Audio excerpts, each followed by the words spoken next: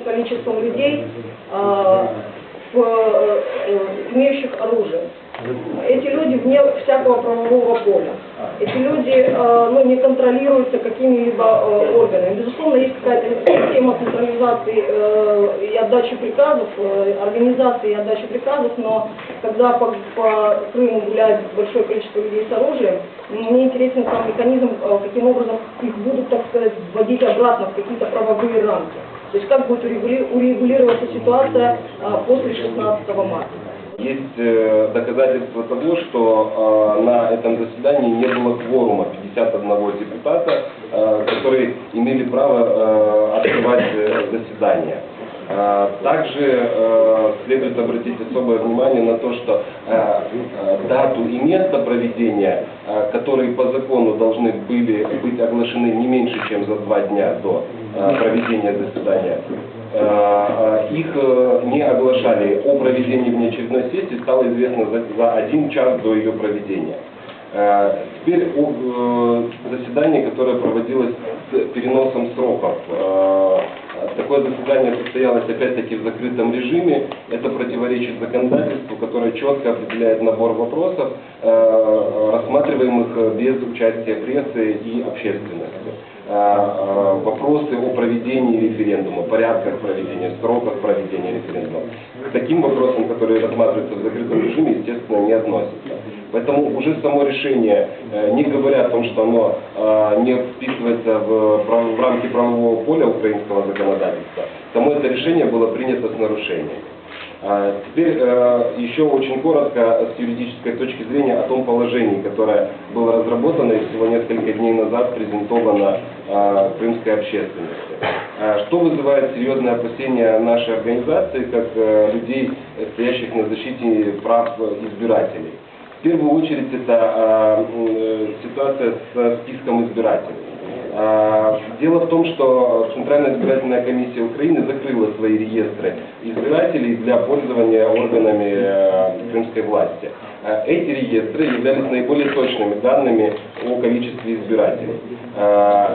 Поэтому, вероятнее всего, органы местного самоуправления, которые будут проводить подготовку к референдуму, будут пользоваться старыми базами данных, в которых присутствуют мертвые души, опечатки, неправильно искаженные переведенные фамилии и так далее, и так далее. То, что этот референдум не признает ни одна страна, и об этом уже сделаны все заявления, это уже как свершившийся факт. Второй момент. Все аргументы, приведенные коллегами, свидетельствуют о том, что власть не намеревалась и не ставила планы провести нормальный, справедливый или организовать нормальный и справедливый процесс волеизъявления народа, как они говорят. На самом деле, сегодня вопрос референдума превратился в формальный институт власти, формальный инструмент власти, с помощью которого власть пытается легализовать свои действия. Свои действия незаконные от самого начала до конца. Все эти аргументы, приведенные коллегами, свидетельствуют о том, что власть удовлетворится теми картинками, на которых будут показаны, скажем, люди, стоящие перед участками для голосования. Из-за того, что нет прозрачного, скажем, механизма для, скажем, общественного контроля за ходом этого референдума, говорить о какой-то возможности контролировать нет, просто формально, неформально, даже юридически они это не предусмотрели. В этом положении о референдуме очень много дат, которые, как сказал Андрей, даже не дают возможности их реализовать просто-напросто, потому как для формирования списков на участковых комиссиях мы отведем всего лишь 1 день.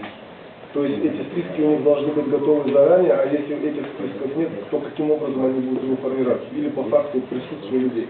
Во-первых, не указан механизм признания этого референдума как состоявшимся.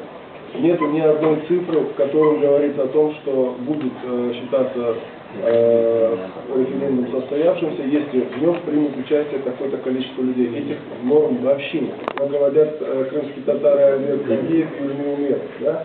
Все остальные главы райгосадминистрации, главы поселковых городских местных советов не сделали ни одного заявления.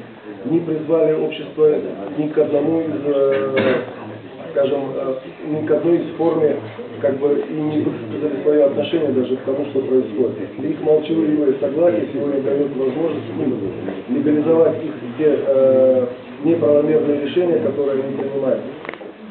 Санкции все равно последуют.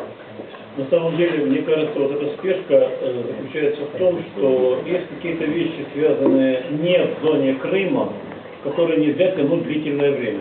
Возможно, это срок пребывания тех зеленых солдатиков.